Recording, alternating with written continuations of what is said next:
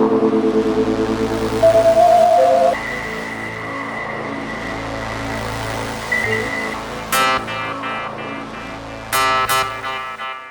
there, and welcome to another episode of Ronan Nazarene Talks. I'm one of your hosts, Sol Chiron from Sol Chiron Films. And I'm the other one. Yeah. Wasn't him, though. Yes. And today we have a very special guest. It's Hus from Touch of Film, which he has an excellent channel. If you haven't checked out, go and subscribe. He's responsible for probably all of us getting more knowledge of Asian cinema and certainly damaging our wallets to a great extent. Yes. Welcome, and it's great to have you. Oh, it's an honour to be on here, guys. Thank you so much for having me. Yeah. And yeah, it's great to have you. I mean, I've been a guest on your podcast, you and Dion's podcast, quite a few times, sabotaging it with insanity. Yeah. Yeah, with some of your poor choices, but you know, honestly, I don't know how you could do a stream with him. Like when the guy goes on, how long was your stream on cats? I mean, when you got that much time to talk about cats, it's just. Well, that's Dion's fault. He insisted. He said we're doing it. Have one. I wasn't going to do another cats thing. It was Dion. He was like, when we're doing it. And the Hulk film. The Hulk is another one. But, you know, it's all subjective. That's all we just got to keep telling ourselves. He's normal. It's just subjective. Yes. His normality is a little bit different from everybody else's. Yes. Yes. I'm trying to get a good defence going, but I know what video I put up yesterday, and it did not help my case, like, at all. Oh. Yeah. So we're just on to talk about actual Asian cinema, because we have kind of noticed that at the moment, Asian cinema seems to be where a lot of the interest is for like good films, because you get this phase in in the 60s was very European based. There's a lot of the best stuff was Europe. 70s was very American based. And then it's switched around, but nowadays it just seems to be like, you want to go and see a good film, usually it comes from Asia, because that's where a lot of the talent just seems to be at the moment. In America, it just seems to they're wasting their time and a lot of schlock. Yeah, certainly the last 20 years, Asian cinema has really taken over, essentially, because even if you look at things that are mainstream and things that are essentially just made for box office in Asia, like Korean films that are kind of mainstream, are just way superior to American mainstream and British mainstream. Yeah. I think that's down to two things, really, is what's going on with Hollywood. The cinema in Hollywood's just lost a lot of its originality. We are going back to remakes, sequels, and comic book movies, you know, which, you know, they do well in terms of financial gain. But, you know, are they films that really stayed with you? I mean, I hold my hands up. I'm not a big Marvel fan or a superhero movie fan, because they just seem like they're the same movies for me, just rewrapped. But obviously there is a lot of money in there. But that's the thing. In terms of cinema, we are seeing the same things, and I think people are turning into other avenues. I mean, I think it was 2016 was a big year for Korean cinema, because you had The Handmaiden, you had The Wailing, Age of Shadows. There was just so many great movies, and all the big Korean directors were making movies. But it's been going on for a while now. I mean, Asian indie cinema has been growing hugely as well, because you got Hong Sang-soo. His movies are becoming like big over here and across Europe, especially in like France, because he's pretty much like a Asian Woody Allen in some ways. And obviously Woody Allen doesn't make as many films as he used to, and Hong Sang-soo makes 2 to 3 films a year. And I think also you got the finance. So there's so many different reasons for why Korean cinema is getting big. I mean, but you know, there is there's so many reasons for it all. I mean, yeah, like with Japanese cinema, you've got some directors who are doing things which, some crazy things. You got Shion Sono, who in the past 2 decades is just, he's become one of the biggest directors in the world. I mean, his newest film's got Nicolas Cage in it. I mean, directors are thinking outside the box. You've also got Miike, who's still doing what he's been doing for so many years. But yeah, it's all about originality, and I think Hollywood has really lost it in terms of doing something different. I mean, there are films that are different, but there's not that many of them. There's a very small stream of them coming out. And again, exactly. Usually the American independent ones rather than the actual studio film. Exactly. I know, but even American independent films, a lot of them are garbage. It's like you have to really suffer. You have to kind of go through them and find the good ones, because so much of it is fairly bland and stuff you could see anywhere. But I mean, I mean, there's always been Asian films, but I think they hit the West probably the late 80s to start with the animated stuff. But they never really left after that. There's always going to be a small subtext of people watching. Even before that, you do Kung Fu movies and the Kurosawa films. There's always a little bit, but it seems to be, since the 80s, it's connected. There's more distribution of them. And yes. there's a marketplace for them now that hadn't been before. Because I remember buying stuff like CD-ware in the early 2000s and like, coming through like all these like weird Johnny Toe films and things, which but before that would be very difficult. But as soon as you got something like DVD, there was cheap mass production stuff, and you could just get them anywhere, and you get multi-region players, and that kind of broke everything really. And we had the Tartan Asia label, which started obviously in the 90s or something like that. And then that became DVD. So, but I think because of things like Parasite,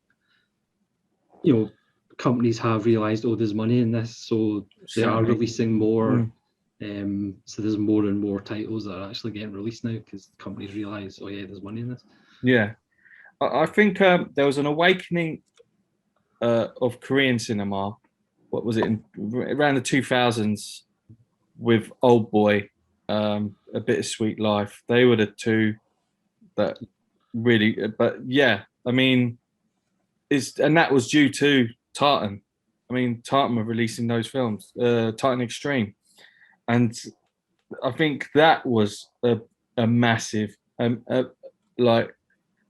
I think that was really for real film goers, because real film goers, film fans, were the ones that also picked up DVDs. And I think because they didn't obviously get very big theatrical releases, so you're going in seeing new releases, and these were popping up. And Tartan was a big name in terms of a label. I mean, they've gone bust now, so a lot of them we won't see, because I mean, Chaser is still under Tartan, and that so the rights of that is in some bank who owns everything now of Tartan. But yeah, they really smashed it. And I think today the people that have really taken over from Tartan, I would say, is Third Window. I think Third Window are the ones that are bringing out those indie films, and the biggest indie film is one of the biggest financial successes was One Cut of the Dead. How that film came out of nowhere, and just everyone was like, what the hell is this? This is completely original, it's refreshing, it's what genre is this? Is this and I think it's those films that, because directors are just given complete leeway in Japan, because you had the V cinema days where everything was just straight to video, straight to VHS, and they're the films that were such a great success over here, like Dead or Alive. I mean, One Cut of the Dead was one of those, which was just like, what the hell did this film? Yeah, it's like the first 20 minutes, I've seen this before, this isn't great, and then it just goes in a completely different direction, and it's just like Yeah, it's so many just levels to it, and it's just yeah. lovely. I know that was another one. I mean, it's just the fact that these directors have just got so much more freedom, and that some of them are from big studios like Toho. I mean, they just say, it's in your hands. Because I've always said that Hollywood, even though it's not official, I still think they have a kind of haze code, even now, as far as what's they're allowed to do, especially in studio films. Whereas Asian cinema just doesn't seem to have that. It's just No. they have more freedom just to do what they like, pretty much. Exactly. It seems that way anyway. They might not, but it just seems that way. Yeah. There's a social contract in Hollywood that means you can only go so far, and you have to be a bit bland. And if you're going to be political, don't be too political. So if you're going to be political, you have to hide within a genre usually. Yes. Yeah. And that's why most of the political films are people like Paul Verhoeven or somebody, just Starship Troopers or RoboCop. They're way more political than any mainstream film could ever be, because they've got the protection of that. But in Asia, it's like they do whatever they want. Yeah. I mean, the first one that really jumped out to me when I was younger, just because my age really was, like the Hong Kong movies. Really, they were the ones that were like the John Woo stuff. I remember like getting like Back Tomorrow 2 and all the rest of it, trying to get them in like VHS. One of the greatest films ever made, and it was just like, it's one of those films that's just like it changed everything. I think those films, they were so refreshing that even Hollywood tried to recreate that style of what John Woo did. I mean, obviously they couldn't. I think the closest we've got to it is John Wick. Yeah. In that style. They ended up recruiting him. So yeah, exactly. Yeah, but they didn't treat them badly though, because apart from Face Off, none of the ones made in America are very good. I mean, there's a couple of Mission Impossible 2. It's terrible. I mean, there's like that's 10 minutes of good stuff in a 2-hour film. Yeah, and that's what Hollywood does. It says, "Oh, we really like your Hong Kong films. Come and do them here." But of course, you can't actually do that. So it's like a watered down. We really like your stuff, but you can't actually really do that. But it's more about we're buying your name to put on top of the title. Yeah. And he left eventually, just get fed up with it, and just was like, "Oh, nah, I'm going. I'm out of here." But he was never able to come back to his standard. No. I found. I mean, even when he came back to Hong Kong and came back to the genre, probably damaged him. Yeah. It's the Van Damme effect. I know. They did it to Ringo Lam as well. Yeah, apparently, like Hard Target, there was apparently it was so horrible. And Sam maybe one of the producers apparently said to John Woo at some point, "Just try and survive it. Just get through it. Just get through it. Just drink. Yes, find a way to survive this. It's horrible experience. Just try and find a way to survive it." Yeah. I mean, I remember seeing Hard Boiled in the cinema because I think that was the first Woo I'd seen. And of course, when they're pulling the babies out of the hospital and people are like shooting it, and people in the audience were like, "You can't do that," and it's like you can't show that. Because I remember them saying, "Oh yeah, it's a really high body count," and I was like, "Oh yeah, right." And then of course the tea room scene happens, and it's like I gave up counting. It's just like it's just being drilled into you. This, and that is one of the, I think, is the greatest action scene of all time. Because not only that, people forget who the bad guy is. It's Jun Kunimura, who is today one of the greatest Japanese actors. That was it. Yeah, I mean, I was the first one I saw in the cinema, but I'd seen The Killer before. And I got The Killer. I just got it out. I just bought it from like second hand from someplace. Don't know anything about it. And I saw it. And I was like, "Oh my god, what is this? This is game changing. This is insane." Yeah. I remember having to go to find like stuff like Back Tomorrow to just going to like HMV and finding this very small Asian section. And everything's really expensive, and you had to, it was like, okay, I'm paying the money for it, but it's going to kill me. Was that on VHS? Yes. Yeah, because that was my entry point into Asian live action. Well, I was into martial arts films from a very young age, and that was my entry point at like this age of 8. Yeah. And I was into the Golden Harvest and the Shaw Brothers films, and then and that was for a few years, and then I got into anime.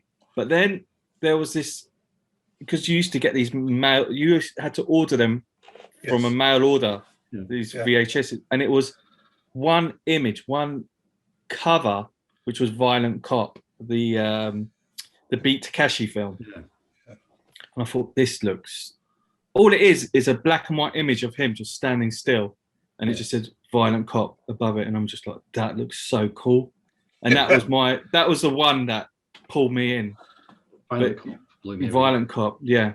I mean, Kitano is he's another one who's just become huge. And I think the film that really brought him into the mainstream was probably Zatoichi, because I don't think a lot of people saw his previous film, even though his previous films Zatoichi is probably one of his weakest films. I mean, you've got Sonnentin, which is my favorite. I was lucky to see that in cinema in London, and it's just amazing. That's sorry.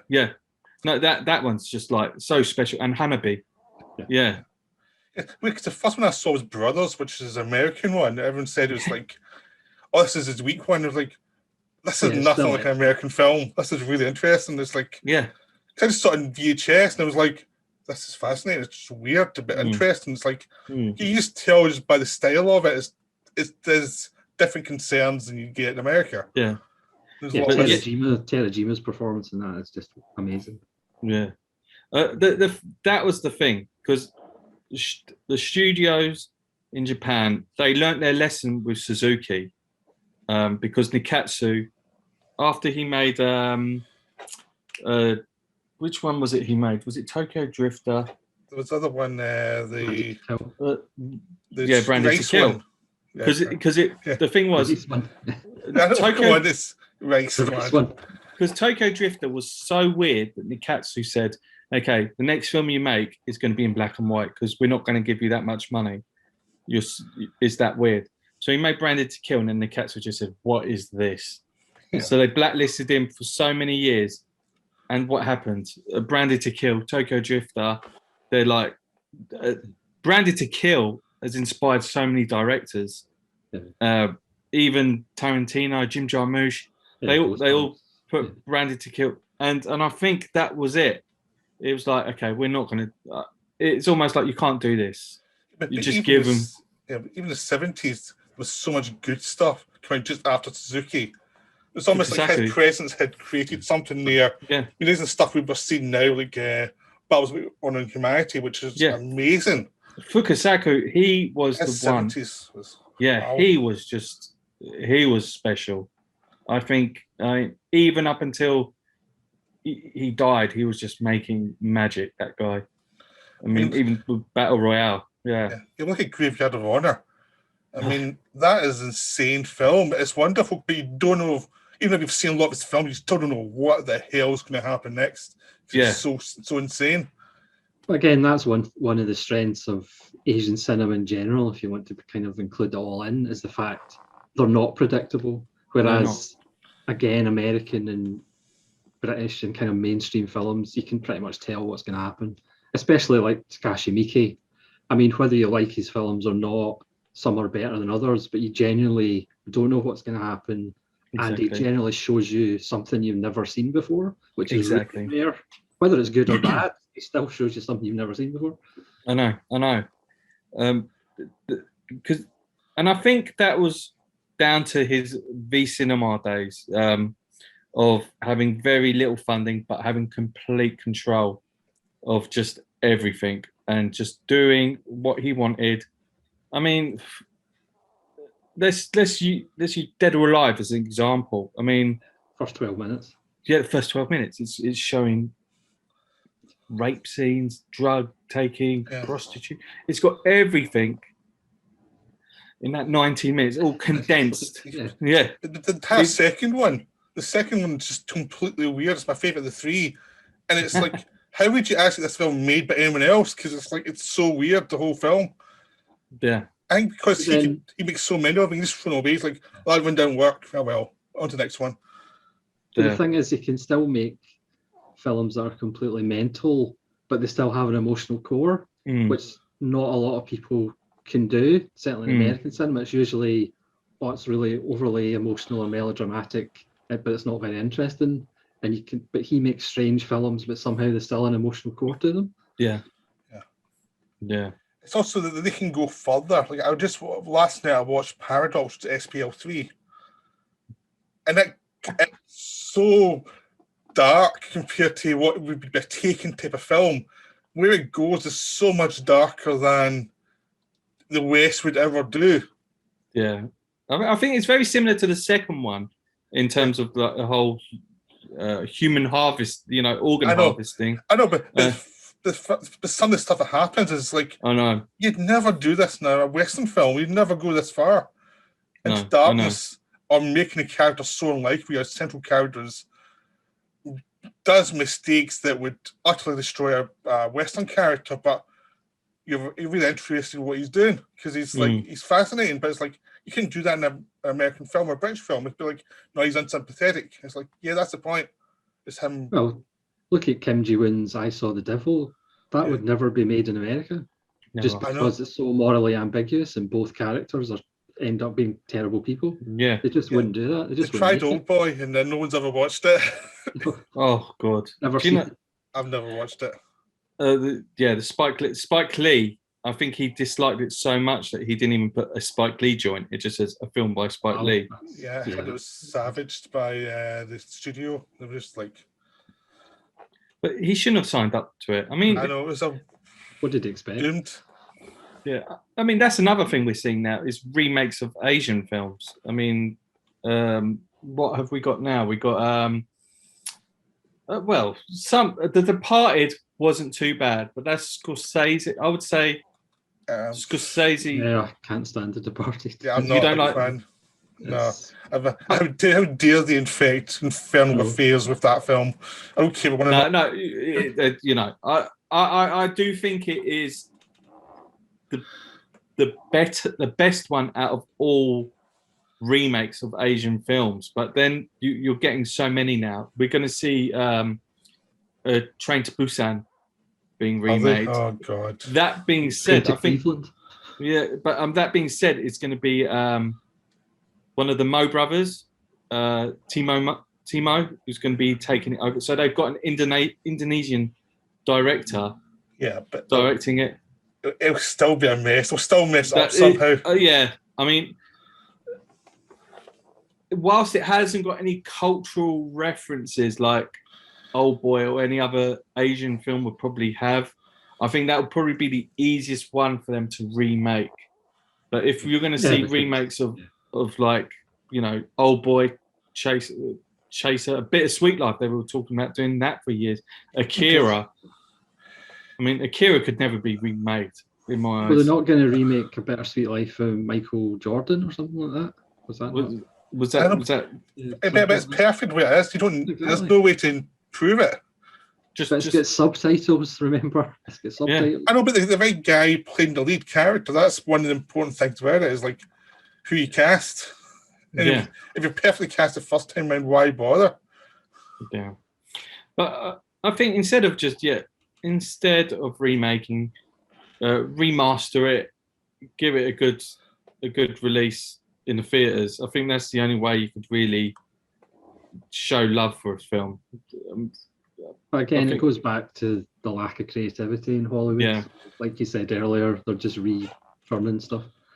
Yeah, I mean, you do see manga and anime being remade into live action movies, but for some reason they do it so much better. I don't know if you've seen the Rurouni Kenshin films that have all been Oh put yeah, onto. Even three I of mean, them. I watched them all last weekend. They're amazing. yeah, the final one was the one that everyone's been waiting for the past year or so. And they're doing a prequel now, which is going to be set when Kenshin was sort of like a killer. which is, you know, it's exciting. It's what it was refreshing. Those films, to see them in live action was awesome. And Blade of the Immortal was another one that Miike Mickey did, yeah. did it. Yeah, Yeah, but that's the, Obviously, they treat them with JoJo's respect. So Adventures as well. yeah. they're like they're anime. They were anime, but they treat them as films. They're not doing stuff that there's a bit over the top at times. It doesn't matter because that's just the style. But they treat them as films, so you have the actors, the emotional content. Because I watched them all in one weekend, those 4 films, and it does feel like one long story. It doesn't feel like you're in different parts. And there's a slow escalation as you go. And it's just really wonderful. But then again, you get stuff like Ghosts in the Shell, which the Americans did, and it's like, I didn't hate that one, but it was like one of those ones that's like, the original was so much better than that. Yeah, I just watched it for Kitano, basically. yeah. That's the only reason I watched it. You kind of get the feeling, watch that film, that the people making it were getting more depressed the further on. It's almost as if they realised they'd made a horrible mistake. You know? They should have let Kitano make it. Yeah, that would have been awesome. Yeah.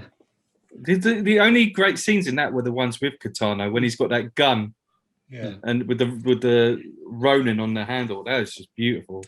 I like the atmosphere of it, but the plot was felt so generic that it was just like I'm not interested in where the story's going at all, but I like the visuals. But it was like, but it means more in a different way when you're doing animation. They can emphasize different things that add things and stuff you couldn't afford on a regular budget. Look at Akira. You couldn't afford to make Akira the way they made that, or be as weird as that. Yeah, and also you've got to look at is the cultural references in Akira. I don't think you could implement that into like the US or Britain or anything like that. It has to be Japanese. It has to be Japan. Yeah. And then how are you going to do that with an American cast? Yeah. It's just impossible. I just don't see how you could do it. Like, it's just the medium doesn't fit. No. I mean, like, there's certain things that shouldn't be films. There's certain books that shouldn't be films because they won't fit. I mean, they've always been trying to do Neuromancer, the William Gibson book. It's like, you can't do that as a film. It's just not a film. No. And it's like, don't try and fit stuff in that's not a film. I mean, I've noticed one film they've never tried to remake is Legend of Overfiend. They've never went for that one, have they? Oh, God, no. What did they... Dune Megalopolis, they did it as a live action.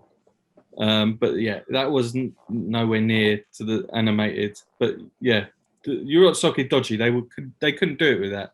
Legend of the Overfiend is just... There's not enough R ratings. No. Yeah, they've never tried to do any of the kind of Robo-Geisha films or anything like that. The ones that are the kind of 2000s gory stuff. They've never tried to remake them because it's like, we can't touch that. That's Do you remember Fist of the North Star? They did a live action of that. Yeah, I haven't seen that one. Apparently, that is awful. Right. Yeah. I've got to stop and start again, apparently, because there's a running out of time limit, apparently. So we're back. But a lot of the problem with Hollywood remakes in general is they always, like Hus was saying, they leave the cultural references out, but a lot of that actually makes the original film. Yeah. Like Seven Samurai, the relationship between peasants and samurai doesn't translate to the Magnificent Seven. No. It just leaves all of that behind. The class, yeah, exactly. Because there's that scene with Mifune where he comes out and says, look, I'm not a samurai. Yeah. You know, I'm not one of you guys. I never had the silver spoon in my mouth.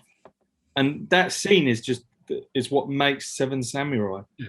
And it just doesn't translate to gunfighters and exactly. It's just I mean, there's certain things you can do. I mean, there's something very specific about something like Sancho the Bailiff as well, which is something you couldn't really do in the UK or America. Even though they've got a low version of class system, it feels very specific to Japan in that era it's set. It's just like there's certain ways the Moors were at the time. There's a lot of Japanese ghost stories that you couldn't really do elsewhere. It's just very culture specific to what that culture is that you just can't really. Yeah, you couldn't remake Kaidan No. in America. No. Exact same stories. You'd have to change all the stories. So it's like, I can't imagine.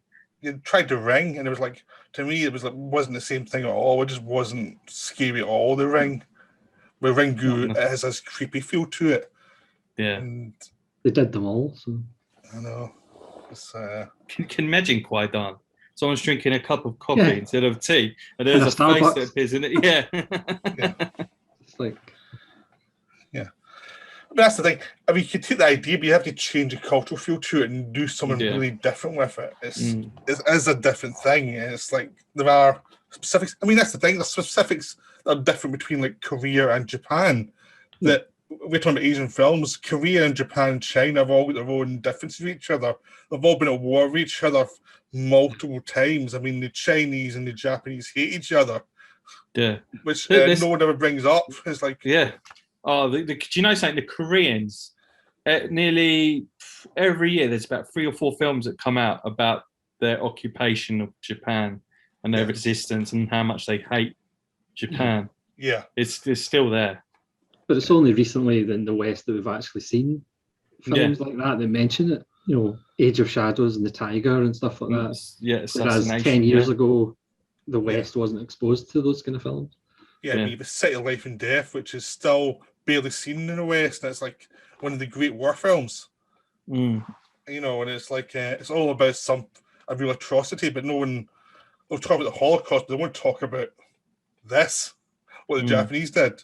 I mean, no one will bring up Human Condition, which is a masterpiece. And it's like, it's from Japan, we're not going to talk about it. And it's like, this is really important to know about, not understand about war and how war works and how the machinery of war, from how it's created, how they support it financially, to how it affects people and the aftermath of it.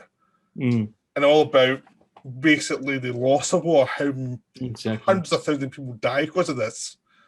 And it's like, no, we don't want to just get subtitles, we can't talk about it. And it's like, well, this is important. This is way more brutal than anything any American film's ever done. War. The greatest anti-war film I've ever seen. It's just, I'll tell you another good film, which has a Korean side to a war, is White Badge. Now, it's available on YouTube. You can watch it on YouTube. It's quite low res. There is a Blu-ray of it. Yeah, I got the Korean Film Archive version. It's magnificent. It's set during the Vietnam War, and it talks about the few Korean soldiers that were in that war and their side of the story, because they were treated almost as bad as the Viet Cong.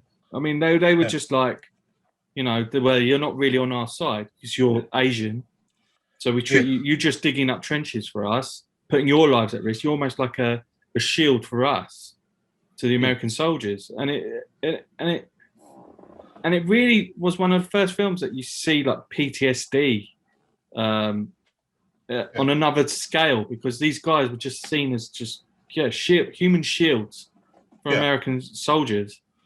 Because it's a bit like the Deer Hunter, because you do see them after they come back as well. It is. Exactly like the Deer Hunter. I think it's the Korean version of the Deer Hunter. Is such a dark film, but it's more about their life after the war. When you've got these two terrific actors, and they're just the way that they're dealing with it is so touching and heartbreaking. That's a perfect example of why your channel's so great, because I wouldn't have known about that. Oh, really? So, and obviously it forced me to spend money. Sorry. That's the reason why your channel's so expensive. I mean, there's a running gag I have of like how much this cost me every time there's a podcast. Do you know what? You're not the only one, because I've got a film here, which Big Man Japan. Now, I've got that one as well. I went and picked that up because of Eric. I saw that. It was like but it only cost me like £6 or something, £5. I can't remember. Yeah, that's cheap compared to what you cost some of us. Oh, yes. I wish I could give everyone a deal. Actually, Battles Out Honor is now getting re-released now. I've been banging on about that for ages. It's like a standard release of it without the book, but Yeah. it's got all the films for £30 Yeah. now, because you can't buy the whole set unless you buy them individually, if you can It was- find them individually. That's what I've got. The individual ones. It's like it's still. Yeah. I've got the set. I've got the films. That's really what I care about more than anything else.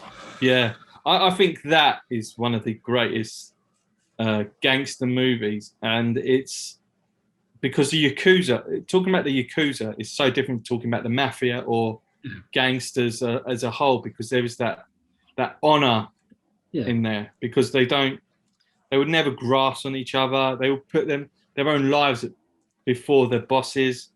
Yeah. And that's what I loved about that film, because you got just this one character, Bunta Sugawara's character, who is just all about honor. And even though he doesn't like his boss at the beginning, he puts himself before his boss. And even though his boss doesn't care about any of his men. Yeah. And I think that's just such a beautiful, beautiful story. I mean, that's one of the reasons I love Japanese cinema, especially if it's either samurai or the Yakuza, because of that code. Yeah. Yeah. Whether that's actually realistic or not, but there is a code, there's an honor, and I just love that kind of stuff. Yeah, but the 70s films also showed the downside of it, which is really good, because you had seen the honor, but you also saw how it's corrupted and how it's actually been used by the bosses to get their own way. And it's like, it's an imperfect system, right? And the mix of both of them really make the great 70s Yakuza films. I don't think you could really go much further than that, really, in the 70s, because they kind of took what was there, but also took the kind of cynicism of the 70s into a really amazing mix. And then Kitano did his Outrage trilogy, which is sensational. Yes. Which again was about the Yakuza and the politics within. And yes, a lot of it is guys sitting about in rooms, but it's still like fascinating.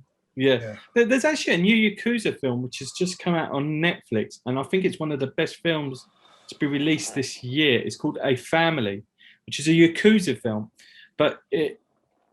And this is another thing that I don't think you can recreate in the US as a gangster movie, is it's about how this guy gets into is set during 3 eras. He gets in there as a child, and then to the point where he leaves the Yakuza, but in Japan they've got laws about people that leave the Yakuza. They can't get jobs, they can't start families properly, and it really goes into that redemption and how you can't really redeem yourself unless the police and the government allow you to. It's really a touching film. I really recommend that for anyone. It's called A Family on Netflix. I think you guys might like it. It's on my watch list now from on the Netflix thing. I mean, they have an American version of that, but used in books. I mean, like Edward Bunker did all these books that Beast So Fierce and stuff, all about how to become a reformed criminal and how hard it is, and how society's not going to give you a chance to actually reform. But you don't really get that in films very much. It's just like a criminal in a film is just usually fairly token, but in the Japanese and Asian films, they tend to be a bit more nuanced, and it's like you see those societal developments that cause them to be who they are, really. And it's much more sympathetic and more complicated. I think because they're coming from countries that are probably more working class, so they don't have to have stringent we're above all this. It's like now everybody's just like a couple of weeks away from a bad decision. Like no one's above anything, which I think is a much healthier attitude, really.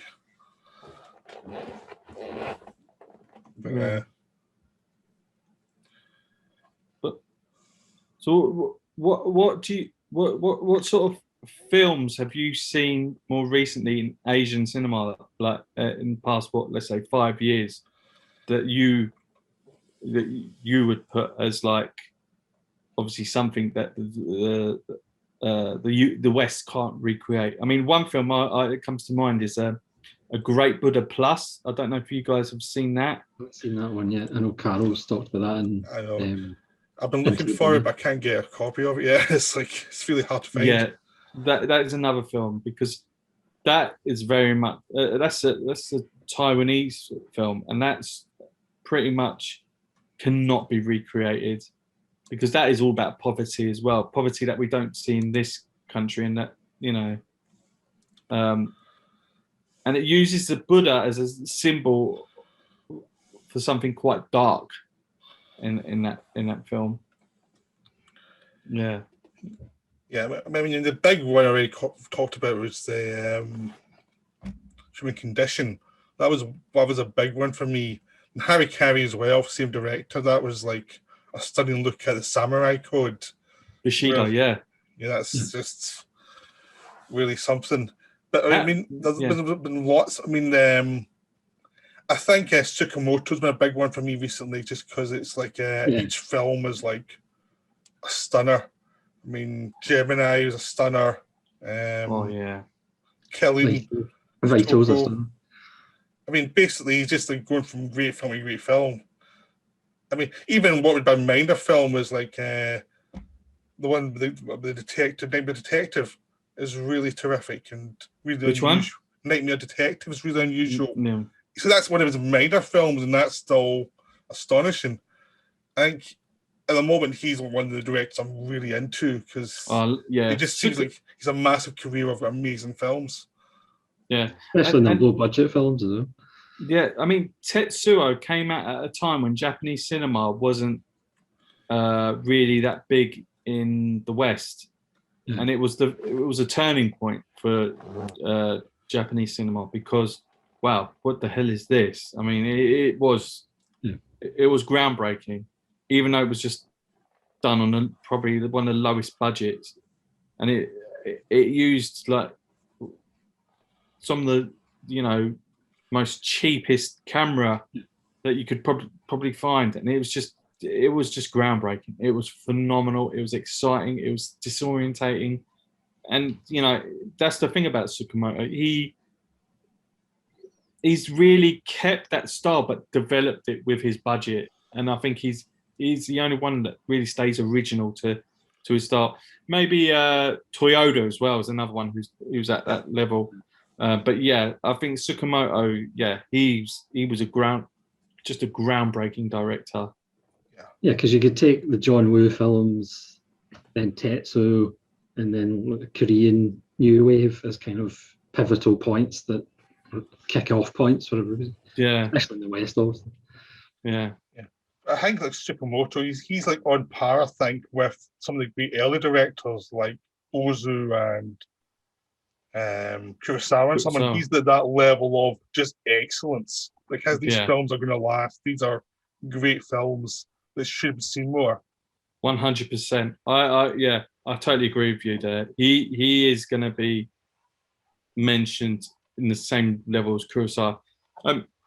One thing that Dion once said in our stream, which I think was quite controversial, he put Shion Sono as a better director as Kurosawa. Yeah, I prefer Sono. I mean, I've only seen a couple of Sono films, so I can't comment, but Kurosawa is my favourite director, so I think he's going to go somewhere. Yeah. I'm an Ozu man rather than a Kurosawa man. So. Yeah. But again, I've only seen a few Ozu. There's a ton in my backlog. So, what are your thoughts on Kurita? I do like him, but again, I haven't seen too many of his. Again, like I said on Daisuke's interview, Airdoll's my favourite, which is not everybody's favourite, but I love Airdoll. I love Airdoll. That is another film that I don't think would translate well to. Oh, because if it was American, it would probably come across as sleazy and like distasteful, whereas it's actually classy, which kind of it's all about being human. I think the closest thing you can compare Airdoll to is probably Blade Runner, in some ways, to what it's like to be human.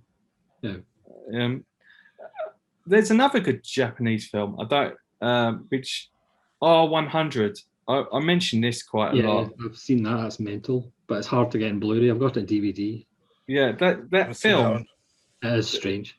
That's another film that I think works well with Japan, but if you were to release it in the US, it would come out sleazy, and I don't think it banned. So. Yeah, or get completely banned. Yeah, I haven't seen much Creed. I've got the box set. I just need to start watching.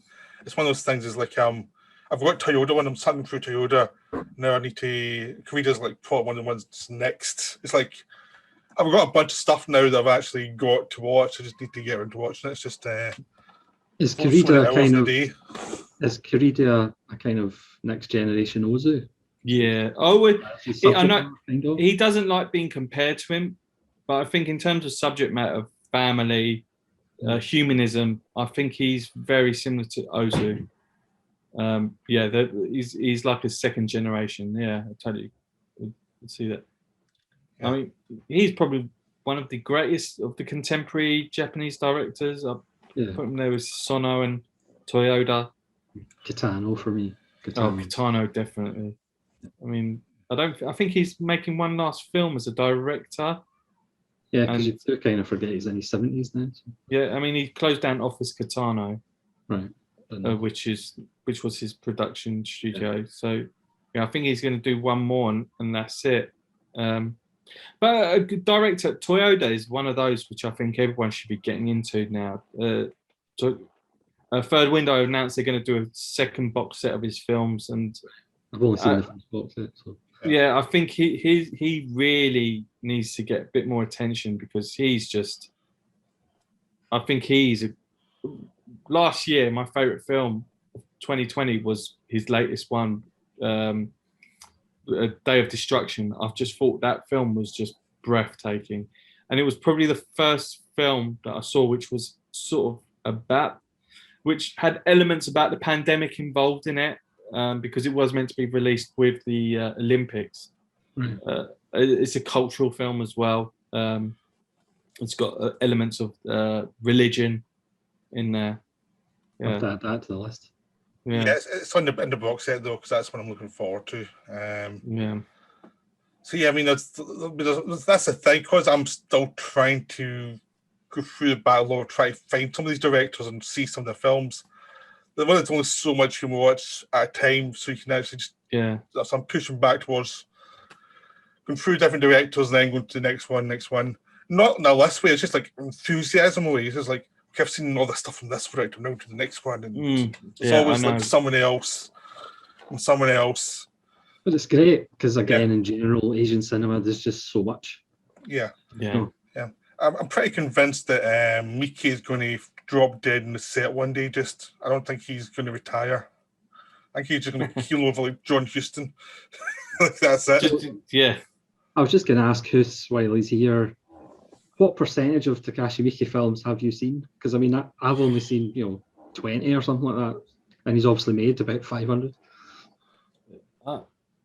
I actually don't know how much of his catalogue I've seen, because some of them are really hard to get hold of. Yeah. I've seen some of the V ones are just lost, essentially. Yeah, they are. They're just so. Some of them have never been released outside of Japan. That's the thing. So they've probably not been localized to be, to be English friendly. But yeah, there's still so much more I probably need to see. Yeah. What's your favorite Miike? Oh, That's Fudo. Fudo. It has to be Fudo. I think that film is just it. I think that has all the elements of a Miike film, of just it's a Yakuza film, but it's also a teenage high school film. It's got everything in there, and it just oozes Miike. Yeah. I love Happiness at the Katakuris because that's if you give that to somebody who's never seen a Miike film, it's just an assault, basically. I think he's the only one that can sort of remake films, because that is a remake, and also was Graveyard of Honor as well. Graveyard of Honor, which is just, I mean, he seems to do so they don't seem like a remake. They're just. It's Harry Carey as well. Yeah. Well. And that's him. Yeah. I could just throws them out and just does them like, I'm on to the next one already. I'm not going to bothered. If you don't like this one, I'm on to the next one. Yeah, like I said earlier, you might not like it, but there's always something to see in one of these films. Yeah, because I've seen countless films, but I'm sure I've only seen a handful compared to many he's made. But you always feel there's another one coming somewhere with him. It's like a few that I haven't watched yet, but it's like I just watch them so often. like in the phase of watch Mickey films, and I stopped for a bit. But I mean, even some of these weirder films that they don't quite work, it's like I'm really glad I watched them because there's something in them that's fascinating. I love Right. the Great Yokai War, and of course he's doing a sequel to that, as you know. Yeah. Yeah. I mean, some of these weird as Yakuza Apocalypse, which is just strange as hell. So go Kermit the Frog. Yeah, I know. And it's like, where did you think of this? And it's like, but still, it's like, I'm really glad I've got it. And I'd happily rewatch it anytime because it's so Genius. odd. It's unjustifiably odd, but it's still kind of wonderfully strange. And my favorite Yeah. is Gozu, which is really odd. And Oh, I yeah, know it's not, that is- I know it's not his best one, but it's one I really like. Yeah, that's one that everyone criticized it, but I can't see. I absolutely love it. Every time I watch it, I just think, what the hell is going on? Yeah. I mean, it's like there's a dry cleaners with people's skin there. It's just, and it's just like that idea, that concept just looks, it's just so cool. And the sales of ladles went through the roof in Japan. Yeah. Yes.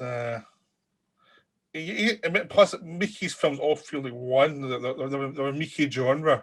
They're not really anyone else's films. Same as Sono. You just tell a Sono film just from the start. There's just some tone to it and a way he does stories that just feel like him that no one else would really do. Yeah, like Love Exposure is just, and Forest of Love. I feel Forest like of Love's amazing. yeah, Especially the long version. Long version I really adored. yeah. But yeah, I mean, it's like he's just doing his own thing. And the Escher Street one's amazing, and it's really. That doesn't seem like a Sono film, But it does though. but it does at the same time. Yeah. I can't wait for that to get a Blu-ray release because I think so many people really missed out on that film, and it's just so magical. I think that film. Yeah, because it just came out just as the pandemic started. Really, it was just one of those ones. But it's just wonderful. Definitely one of my favorites of his, and it's like, I mean, some of the stuff he's done, like Cold Fish, which is astonishing and creepy and weird. Love can't and imagine Peace. anyone else doing that. Yeah. What was it you called Love and Peace? Jim Henson on acid. Something like that. It's a wonderful film. It's just weird. It's like you can't tell where it's going to go, but it's perfect the way it goes. It's just like I think we put that on the Christmas stream as a Christmas movie. Oh yeah, I think we did. Somewhere it's just wonderful. And there's Land of Hope, which is wonderful but very underrated. Whispering Star, which is one of the great sci-fi movies that no one's watched. It's kind of a sci-fi movie the same way something like Dark Star is, which is eccentric and weird, but there's more ideas in it than the most sci-fi would ever do because it's like it's got a low budget to justify it. It's like I'm going to do what I want to do. I don't care if you don't like it. Yeah. Have you seen X-Day? Oh yeah, that's so much fun. Ronan, have you seen it? No, there's a lot of Sono I haven't seen. So X-Day is about these hair extensions that come to life and they start killing people. And I think it's probably his most bizarre film that he's made a lot of bizarre films, but it's probably his most bizarre film. It's almost like, what the hell am I watching? Like the hair coming out of people's eyeballs is just madness. It's taking a conventional thing of a horror movie, then just subverting it into something really strange. So if you're going for a normal horror movie, this is not it. Yeah. No. Completely agree, yeah. Yeah, it's just wonderful. We've been on Japan a lot, so maybe we should go to Korea. Korea a little bit. Oh, now who do we talk about from Korea? I mean, you've got the big three. Yeah, you got quite a few. Kim Ji-woon, but Kim Ji-woon, Bong Ho, and Park are just as good. Yeah, they were the big three. Yeah. I mean, at the time, their films were the ones that were getting the biggest releases outside of Korea. the Vengeance trilogy. Yeah. I mean, JSA didn't get as much of a release till after Old Boy, and then that, I think that's my favorite Park Chan-wook film. I would me say. too. It's wonderful. Yeah. How it all comes together, especially at the end. It's just beautiful. Because you don't know where it's going though, which is wonderful about it. Because it just seems to go floating its own way, and then eventually does come together. But you're happy to watch, even though you don't quite know where it's going yet. Really, because it takes a while to actually explain what it is, but it doesn't matter. Yeah. Oh yeah. And it obviously has those two legendary actors in it. Yeah. Oh, it's perfect cast. Yeah. Absolutely heartbreaking, and that scene where they're spitting at each other is just so funny. It's just hilarious because I think that they actually do that at the that area, that JSA area. Yeah, probably do. Yeah. So much hatred between them, but that film just apparently at the time the president of Korea gave that to who was the president of North Korea at the time? John L or something. Yeah, Kim Jong Il. That's just it's a wonderful film. Yeah. Yeah. Again, you couldn't remake that and set it. No. Where how would you say it? Exactly. Yeah. I think you could The Irish make border or something. Yeah. And even that is just like The Mexican wall. Yeah, the Mexican wall. but it's unique to what it is, unique to that area that you couldn't really do anything like that. And and The Quiet Family, which I saw first on DVD, which I couldn't watch because the DVD was just so terrible. And then again, thanks to your channel, got it in the Nova Media. And yes, I probably slightly prefer Happy as the Categories, but The Quiet Family is still wonderful. Again, Choi Min-sik as well. And Song Kang-ho is so funny in that as well. The soundtrack, the comedy timing in that is perfect. You forget how good Kim Ji-woon is. Yeah. I mean, because no one really talks about him as much anymore as they used to. There's two that kind of get more pub, but Kim Ji-woon. Yeah. So I think due to Ilang and the Arnie film he did, which were his last two films. Yeah. Which I think The Age of Shadows is wonderful as well. Yeah. Oh, I love Age of Shadows. Another good espionage film, because that's really what it is. And again, that's Japan and Korea, isn't it? Yeah. It has that very much like a Melville feel to it. Yeah. I mean, the production design's beautiful, the look of it. Yeah. Oh, yeah, 100%. I saw that at the UK premiere, and Kim Ji-woon, I met him there. Wow. One of the nicest guys ever. He's so funny. He's a really funny guy. Yeah. Great. Such a great director. I think I hope he comes back with another film which just puts him back at the top, because that's where he belongs. He's just a great personality. He's made some of the greatest Korean films. I mean, I Saw the Devil, like we spoke about before. Phenomenal. Yeah, because obviously Bong Ho's got riding the crest of the wave at the moment. Oh yeah, his films are phenomenal as well. Yeah, he's the biggest at the moment, isn't he? I mean, Parasite. I think the films that really gave him the Western audience was Snowpiercer, Parasite, and Host. Yeah, Host is. But again, three completely different films. Yeah, and that's the thing about him. He can do any genre, and just make magic. I mean, I still think, in my opinion, Memories of Murder is his greatest film. Yeah. And the way he filmed that last scene with Song Kang-ho, looking at, because that was his thing, was for Song Kang-ho to look at the murderer in the eyes in that last minute, and they only caught the murderer recently as well, which is just crazy after all those years. And that again is very much about Korean culture because they didn't have the same like technology back then. Like DNA had to go to America to get, you know, it was a slower process, and just such a magical film. Yeah, dark as well. yeah. I can't remember. Also what very it is. funny. Yeah, Yeah, I can't remember what extra it's on, but there's a nice extra.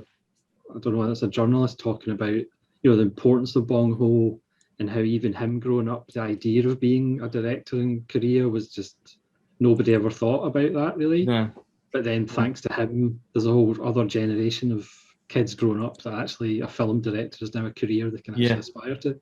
yeah. So, what's your favorite Bong Joon-ho films, guys? Memories? Well, it would be Memories of Murder. Yeah. Yeah, pretty much. Peter's going to say something complete, like he's going to say Barking Dogs, aren't you, Pete? Haven't seen that yet. No, actually, it's Memories of Murder's my favourite so far that I've seen. Yeah. I really like The Host as well. The Host is... Yeah, I did a That was review the of first one I Barking saw. Dogs. Really, The Host was the first one I saw. Yeah. That being said, I do like Barking Dogs. It really surprised me. I kind of had maybe low expectations of it, but absolutely, it's an absolute joy. It is. That again is a very Korean cultural film. The fact that they eat dogs. Yeah. Yeah. So that's Bong. Now let's go to Park.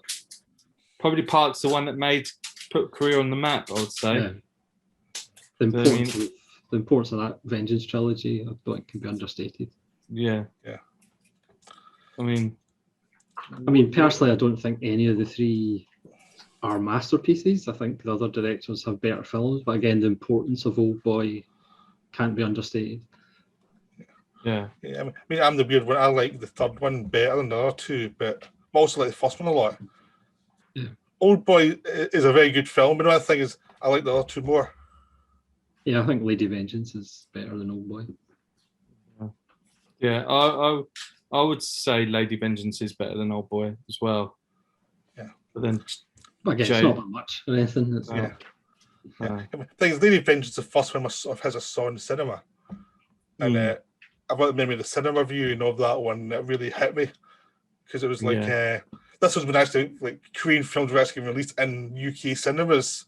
So you actually go to Glasgow and actually watch them, and it was really nice to actually go and see a film, you know, with subtitles. And you didn't have to wait till Tartan released it. You'd actually, or you couldn't have to go to buy it from overseas vendor like Region 3 and hope for the best with the picture quality. Or the subtitles missing out half of what people are saying. Yeah, that was a common problem. Yeah. He's just. I mean, what do you think of his other films outside of the Vengeance trilogy, like JSA? Obviously, I like I said, like we went into JSA, but Handmaiden. I still haven't seen Handmaiden. I've got it. I've not watched it yet. It's like, oh my god, yeah. I know, but it's because you're meant to have watched it. It's like I'll get to it because it's like it's been so talked about that you feel like I'm sick of hearing about it. I'll watch it. Just leave me alone. I'll watch it. Yeah, where do you rank Handmaiden in his films? It's a tough one because it is very good. Again, it's a British book. It's based on a British book, but the film is very Korean with elements of Japan in there because, again, it's set in that time. Visually, it's probably his most beautiful film, I would say. But JSA, Lady Vengeance, maybe Handmaiden above Old Boy, I would say. But yeah. The thing with these guys is they don't know how to make a bad film. No. Yeah. You look at excellence, but excellence, so it's just like, it's one do you prefer? Yeah. And you know, you could change. Your mood would change. Yeah, of course. Yeah. And you know, all three of them have done an English-speaking film. Now, Park did Stoker. Yeah. Kim Ji-woon did the Arnie film, and Bong Joon-ho did Snowpiercer and Okja, which is Yeah, Kim Ji-woon's probably last in that regard. yeah. I kind of liked the Arnie film though. I thought it was It's fun. daft, It was yeah. daft, but for what it was fun because he was obviously slumming a little bit. That's fine. Forrest Whitaker's good in it. Johnny Knoxville. Yeah, I mean, it's an enjoyable piece of fluff. It's just like we're always making a silly film, getting paid. Oh, why not? Yeah, glad he went back to Korea. It's That quite was good fun. when you see whether they liked it or not, and then Yeah. realise that it's not for me. So Yeah, that was Arnie's first acting role after Politics. I know That's cool. if you can call Arnie an actor, he's a But- presence. It's a state of mind. Yes. Yeah, but I'll tell you, there are Korean directors that are brilliant that don't get the same love. For Yeah. instance, you got Lee Chang-dong, and I think probably Oasis is probably my favorite Korean film of all time. Have you guys seen Oasis? I haven't seen that. Oh, I think it's got a UK DVD. So the Blu-ray you'll have to get on import, but there is a UK DVD of it. Right. But I can see Pay for Pete's later. going on to Amazon straight write that away. down later. Um, Credit card out. Yeah. yeah. Peppermint Candy did Burning. Yeah. The backlog. I've got that one. Again, it's on my. It's actually more of my high to watch list. It's one of those ones that's like almost at the front of the queue now. So I've got an informal thing. My watch list is like that's a bit further back. That one's closer to the front. Mm, And then Yeah, you just bump pick them what up you and feel down like. the backlog. yeah. Even like mainstream ones like Thieves, which Oh, again is kind of generic, but it's so beautiful. It's wonderfully cast. There's twists and turns. So Mm. even a just quote unquote generic film like Thieves is wonderful. The Gangster, the Devil, and the Cop. Don Again. Lee. Don Yeah. Lee's just come. You think he was a bit actor in films in up until like the late around about 2010. He was Yeah. like just a bit actor. Now he's just like Superstar. he's doing Marvel films. Yeah. Which is just crazy. He was filming in London. Like people I know was seeing him and saying, "Oh, I just saw Ma Dong-seok." I'm just like, wow, that's just But even that film, which again there's elements we've seen before, but just the way it's done, and again it goes further than an American remake because I'm sure it'll be remade because it's classic remake material. Yeah. But it just elevates it, and obviously the acting, and it does go further than an American Yeah. film would. yeah. Oh yeah. He that's I think that's on Netflix, is it not? Possibly. I know it was actually on BBC Two Was a it on couple of BBC months Two? ago. Wow, late night. that's crazy. You can find a lot of stuff now if you just look around, like Amazon Prime. A lot of time they release like films from China or Korea that are like £3 or something, and you're like, what? Really? This is a new film? I got Delivers from Evil for like £3 just to stream, and there's like, I got Our Little Sister for like £3, and it's like, we just keep I love looking. that little sister. Yeah, you can find stuff like this all the time. You can just like, okay, I'm going to buy this and I'll watch it pretty soon. And just, I'm always looking at the stuff like that because some of the stuff they have is like, it's almost they don't know what they've got. They're selling it for almost nothing. It's like, I'll take that. Well, again, Give it a that's the shot. Parasite influence. Just because they realise there's now money in that, so they're just trying to release as much as possible. So. Yeah, because I mean, there's one fat one, The Counterfeiter, which I think is another title as well. And that was going for almost nothing when it was released. You're thinking, is this a bad film or was it good? The Counterfeiter. It's Counterfeiter, actually a lot of yeah. That was a good film. I didn't mind. I didn't mind it. Chow Fat is good in that.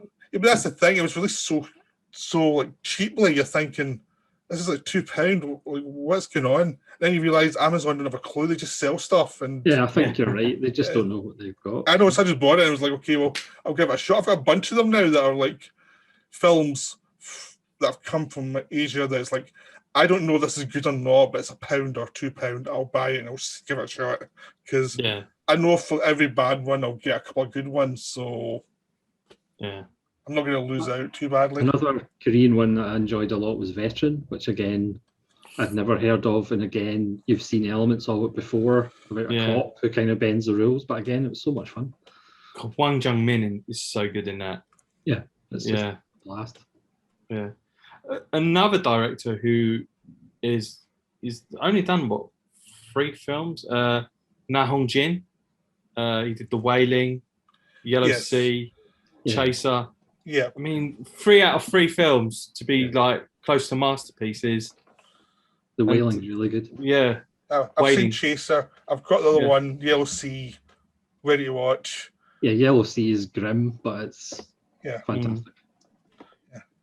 that was going for really cheap on Amazon for like five quid for Yeah, ages. yeah. No, it was like Amazon's great in its own way because it just doesn't have a clue. It's Again, great. You can get a lot of films, nothing. Yeah, I think Yellow Sea is another one that probably America wouldn't touch. Yeah. Because the central character's not that sympathetic. No. They'd have to make him more sympathetic. Same thing with Chaser. Yeah, I Chaser would defy their ability to. The fact that the good guy is also a pimp. Yeah, Yeah. and he does Just doesn't- horrible things throughout. He's like Yeah. he's completely flawed, and he never doesn't stop being flawed. Like, Yeah, Yeah, ever. you can't imagine Matt Damon as the chaser. You can't imagine him as a pimp. Yeah, and of course Matt Damon went across to be in the Great Wall. Oh my god. That's But a you- terrible film. That's so bad. I had such high hopes for that because Yimou is just a phenomenal director. I couldn't imagine him doing a film that bad. It had Andy Lau in it and Matt Damon, who both played the same character. I know. And I thought that is so cool. Like they both played the same character. And Andy Lau won again. Yeah. Willem And Dafoe. then- Well, yeah, one before. It's so Willem much Dafoe. cast, and it was like I saw it years ago and I thought, oh, it's not very good, but it's silly. Then when I watched it recently, I was like, oh my god, this is terrible. This does not hang together at all. No, This is- I this couldn't is watch really- it all the way through. I just Again, on paper, it probably seems like a good idea. I don't think it did. It was the terrible idea. It literally was the worst problem was the script. It was so stupid. And then he turns around and makes Shadow, which is so good. And it's like, and what's beautiful. Yeah. I know. It's like, was he drunk or something during this other film? Like, what happened? Did he not care? I wouldn't. We will never know what went through his mind when he was doing that film. That's Zhang Yimou. Yeah, no. That's Zhang Yimou. I mean, this is the guy who made, some of the great, most beautiful films ever made. Yeah, I know. It's weird. His new one looks good. The spy one looks interesting. Cliff Walker's. Cliff Walker, yeah. So, you seen it? Yeah, I think it's okay. It's All not. right. I think he's coming to the point where it's not hit and miss. Where he's had this career of just great movies. Yeah, maybe it's time to retire.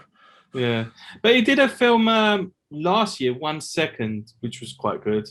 Yeah, I quite like that. But yeah, no, it's. I think some directors should know when they've had the peak. Maybe it's time to stop. Maybe they need the money though, so it's like. It's difficult. Yeah. But especially if you surround yourself with yes people. A Great Wall is like that's a wake up call to anybody. Yeah. You know, that's from a corner hit and bottom. You know, that should be a wake up call. Yeah. Yeah. You probably enjoyed himself. Yeah, you saw City of Violence recently, didn't you, Pete? Yeah, it's amazing. It's so good. So much fun. I bought it. It's in the Bible. It's really enjoyable to watch it. Yeah, that's a lot of fun. That was my first Korean film I ever saw.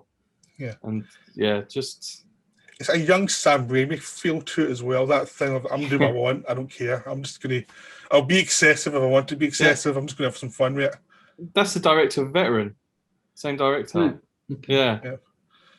Yeah, I got his latest one. I haven't watched it yet. The Dangerous Island or something. Battleship Island. Yeah, which Eric said was terrible. And I was like, okay, well, I've got it. But it was one of those. Go in there with low expectations. Yeah, it was one of those ones I bought for like £2, so it's not going to kill me if it's not good. It's like, well, Yeah. I'm sure there'll be something in it you like. I bought 800 because of Cal told me it was good, and I was watching it thinking, this is not good. This is kind of mediocre. It's propaganda. Yeah. I found it to be very much like propaganda, and I mean, I picked it up because it's so cheap. I mean, I saw it. I thought I'll give it another go. I haven't had a chance to rewatch it yet. I want to give it a bit more time to sort of forget about it. Yeah. But the first half's fine, but then the second half it becomes more and more propagandist, and it's like becomes more and more annoying, and like you've lost all the goodwill. Plus, I saw it just after I'd seen City of Life and Death as well, and it's like these two films could not be any different, really. Yeah, but that's the thing about Chinese cinema at the moment. It has its ups and downs, and there's some which are quite extremely propaganda. Yeah. I mean, I saw a film recently called The Crossing, brilliant film, about these hoodlums that are sort of like bringing stuff in from Hong Kong, not paying the duty, like mobile phones and stuff, and they sell for a high markup in China. Yeah. And halfway through the film, there was like this little note that came up on the screen. So I saw it at the cinema, and everyone thought, "Oh, it's finished," and it's like. Just to let the audience know, Chinese police have got complete control over what comes in and out of the country, sort of thing, saying we have control of our customs. And then the film just carried on. It's like, what the hell was that? It's just like, I thought, that's the sort of thing that usually comes at the end, but it's like right in the middle of the film. It's like, what? Yeah. Yeah, you can only release this if you put this message in. Yeah, that's the thing. Yeah, I mean, what would it make a drug war then? That's the thing. Well, that's Hong Kong, isn't it? It's totally different. Well, not anymore. Yeah, not anymore, because now Hong Kong have now got the censorship rules in place, which is just absolutely heartbreaking. Because you had all those Category 3 films, which were just, they were almost like a subgenre of films, the Cat 3. And are we going to see an end to those? I don't know. Or maybe will the previous ones have to go back in and be recut and then re-released? It's worrying. It is quite worrying. Yeah. I think China just wants the money from the West. They'll probably just release and give them the money. But hopefully they're enough capitalism in them to just not care. But but maybe then you look at stuff like Black Hole Thin Ice or something, which is astonishing. Now it's set in China, and it's almost like two different countries making these films. One set of propaganda and another set are just like so realistic. What was the other one? Elephant Sitting Still. It was astonishing. Yeah. Oh, brilliant. Yeah. And so bleak. It's like, how did this get through the censors? It's so bleak. Yeah. Another one was Looming Storm, which I don't think anyone saw. And it was about a murder. And this sort of like he's a security guard at a steel factory. Yeah. And he's sort of like a mall cop in a way. He tries to investigate the murder.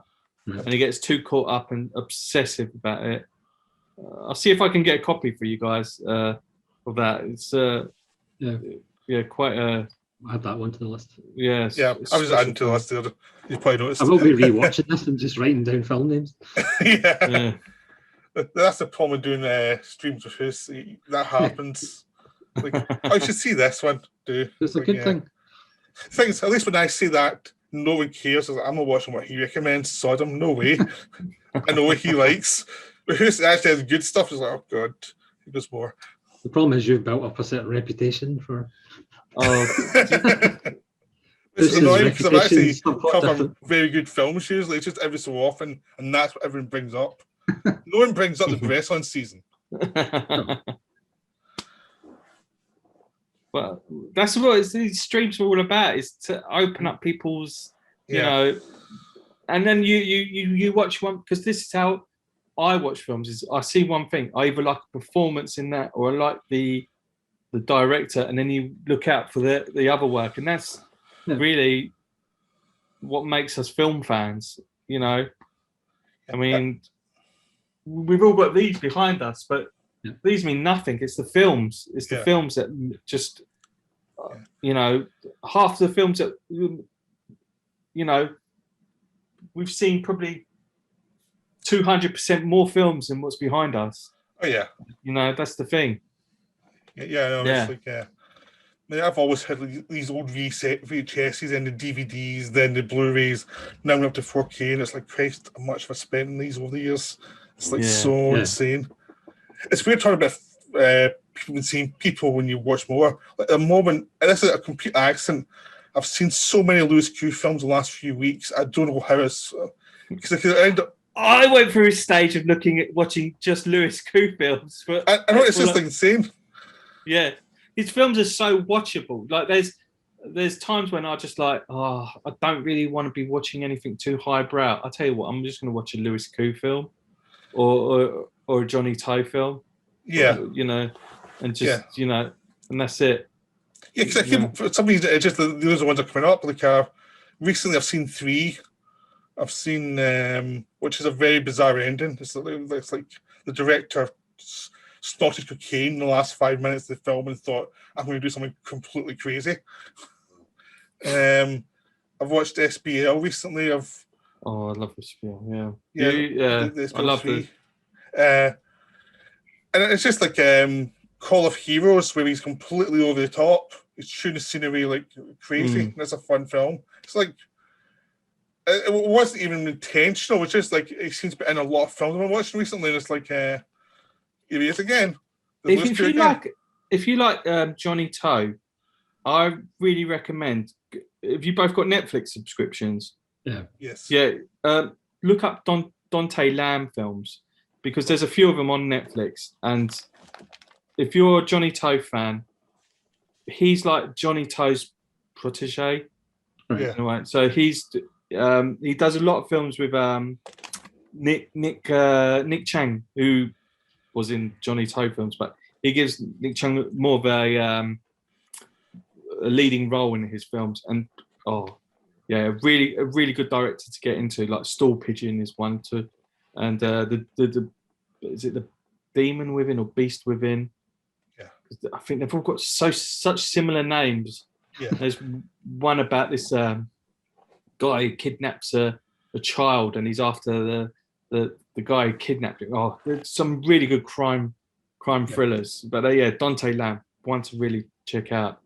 He's someone who doesn't get a lot of love outside of Hong Kong that much. Yeah, I've still got the backlog of Johnny Toe. I mean, I've still got like Sparrow to watch. I've still got Breaking News to watch. Have you watched 3? Yeah, I just said 3 really. Oh, sorry. Yeah. It's insane. It's really a small thriller until the last 10 minutes where it goes completely mental. Yeah, in the hospital scene, Yeah, it's like, what? Did they change writer in this? Or what happened? It's like something to Brian De Palma film for the last 10 minutes. And it's like weird. I really enjoyed it, but it's really weird. Yeah, it doesn't feel like a Johnny Toe film near the end. Yeah. I know, but it's still really enjoyable, even though I have no idea what the villain's motivation ever was, because it doesn't make any sense. But it doesn't matter because it's still a really well-made film. Yeah, there's another one of his on Netflix. Barefooted. Is it Barefooted Kid? Barefooted Killer. Full-time Killer. Huh? Full-time Killer. No, Barefooted. Oh, which one is it? So many. It's easy to go down a rabbit hole. Yeah.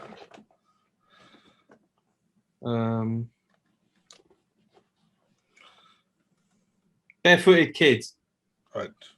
And that's got Aaron Kwok, Maggie Chung, T Lung. I think it's a Shaw Brothers film, but that's a Johnny Toe film on Netflix. Yeah. See, there's so many of them, hasn't he? Like, you made so many before you became Johnny Toe. Almost, there's this other career before he became well known for his films.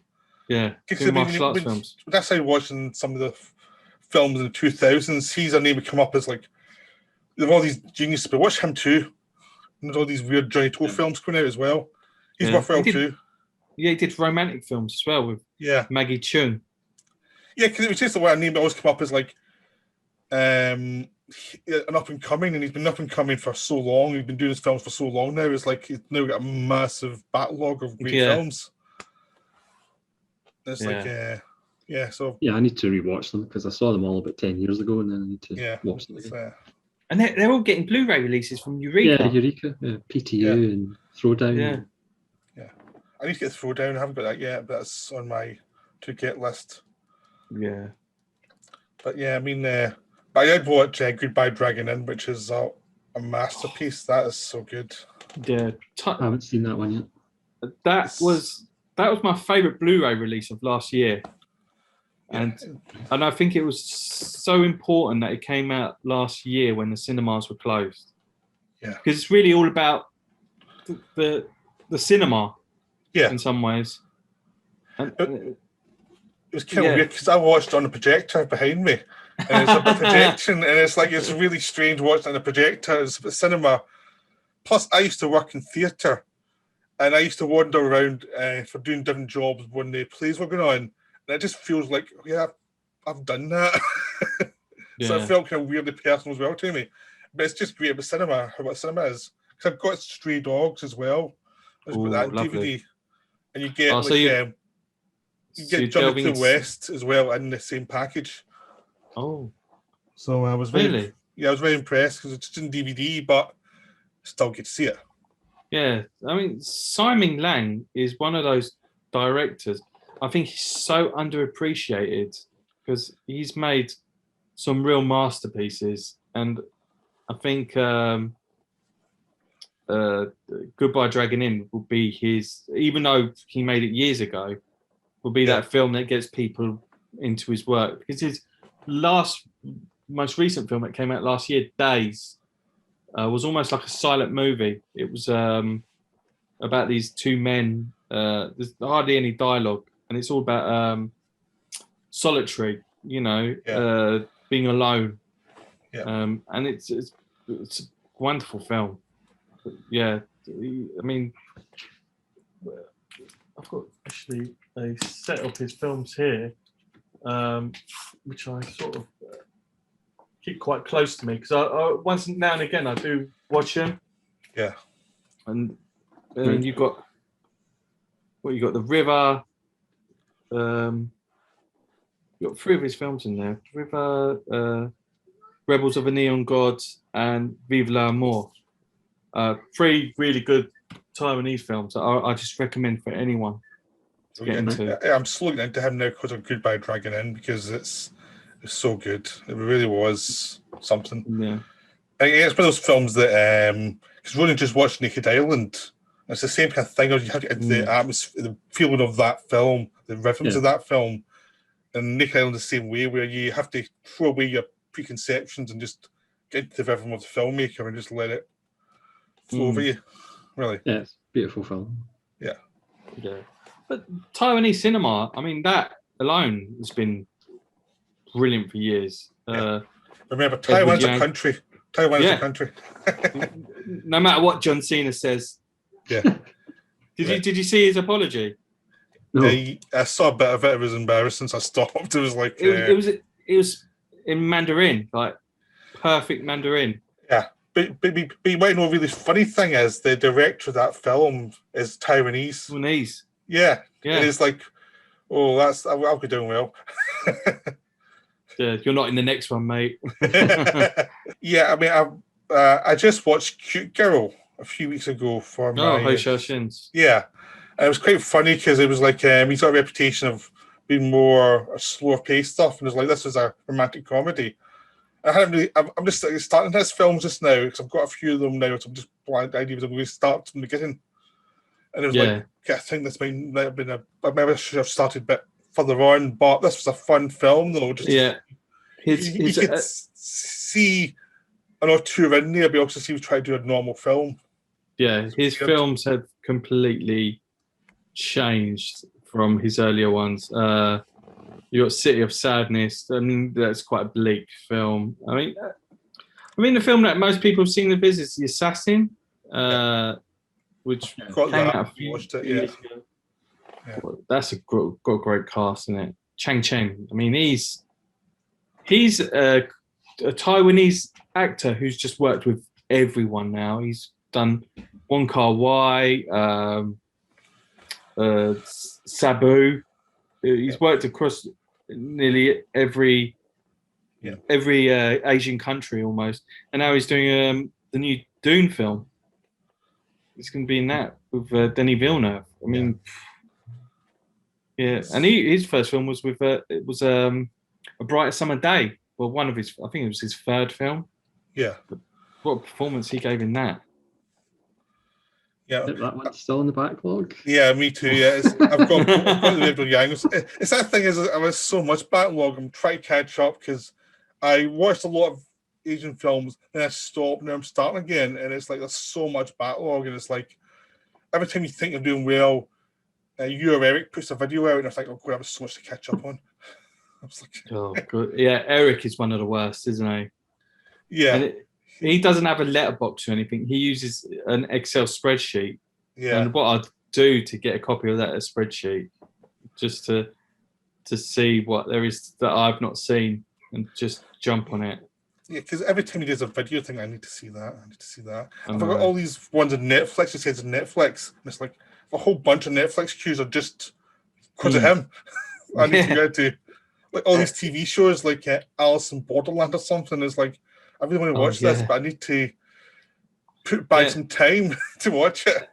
And he really goes into detail. His whole thing, he did a Miike series. And he done like a year by year or like a few years blocks of Miike films, and it just ended up being like 10 videos all on Miike. I mean, it's that thing is, you look forward to watching his videos, but also kind of dread it because I know it could cost me money quite easily. Because he ends up bringing up new stuff you haven't thought of. It's, oh god, I haven't thought of this one as well. Yeah. And oh my god, it's only for £3 somewhere, so I need to buy it. I could find it. Common problem. Yeah. What? Common problem. I know. Yeah. But yeah, no, it's his channel's a danger to me at the moment. It's really a danger. Do you know, I'm trying to cover more things, more films which are on streaming service. I know it's quite difficult because they come in and out of streaming a lot. Yeah, but that A Family, which has just come on Netflix. Yeah, I want to do a review on that because I think that needs a bit of attention. That film. I mean, streaming is hard though because they do come on and off, and there's so much of it. It's always moving around, but they're bringing so much out now on streaming that it's like Netflix is a massive presence in Asia. They know that there's an audience for it, so they bring us so much, and some of it's trash, but some of it's really good. And I don't think they're even like collating. I think they're just like, we'll just chuck stuff out and hope for the best. Yeah, well, they're investing a lot of money with Korean cinema. I mean, and Taiwanese cinema. The director of like the film I mentioned previously, Great Buddha Plus, Hwang Sing-yao. His newest film, Classmates Minus, was produced with Netflix, and that's just that's a brilliant film on Netflix. The guy that does the cinematography and produces his film, Chung Mong Hong, he released a film with Netflix called A Sun. I don't know if you've seen that. Nope. No, that's another one that's made by Netflix as well. So the Netflix, I think, are really going to I think more people are going to watch Asian cinema because of Netflix. Yeah. And I think that's brilliant. I think that's, that's amazing. Yeah, because I mean, there's The Night Comes From Us came from Netflix. There's Forrester Love, which is Netflix. Oh, yeah. I mean, Great Vampire Hotel with Sono was in Amazon. So they have funding stuff. I mean, there is some stuff that there you see Netflix, like, well, that's definitely not for me. But there's some really good stuff in there as well. You just have to try and get through it all to find really good stuff. And that's why someone like you or Eric are very important, so we can find out what's a good bits to watch. Yeah, I mean, they're just getting great directors. I mean, not just like Asian directors, you got Western directors, and remember Okja is a Netflix movie. So if they're getting Bong Joon-ho, hopefully they could get Bong Joon-ho to do a Korean film for them. Yeah. Yeah, and there's one Ronan covered. What was that one you with the ship? You covered a couple. Yeah, that looked really interesting. Yeah, that's an amazing film. Again, it has some conventions you're used to, but again, it's just elevated by the central performance. It's the guy who was the lead in The Chaser. And again, it's political and it's actually quite brutal. Yeah. Sea Fog, it's wonderful. Yeah, you should try to keep up. Because there's so much good stuff coming. You just have to try and pay attention to what's good and what's coming out. And there's always something new coming out. And that's the thing, like Asia's exciting because there's 3 or 4 countries that are all doing their own thing. And they're all, so there's a good chance of getting something good. But in the Western countries, you're really, it's pretty, unless you're going for mainstream stuff, a lot of times going for guilty pleasure movies, really, from once in a while. You're going for 3-star films that are just fun, but that's it. That's about the best you can hope for from Hollywood, really. Yeah, when you've watched so many films and then you just want to take a bit of a break and you just want to watch something mind-numbing. Yeah, that's when you put on, like, I don't know, a Marvel film or something like that. Yeah.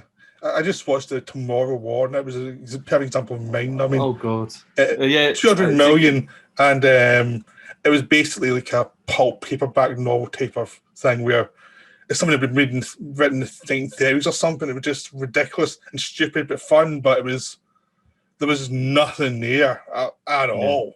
I mean, really, that's typical of Hollywood, where you might get an odd Annihilation or something like that, but most of the time it's going to be just nonsense.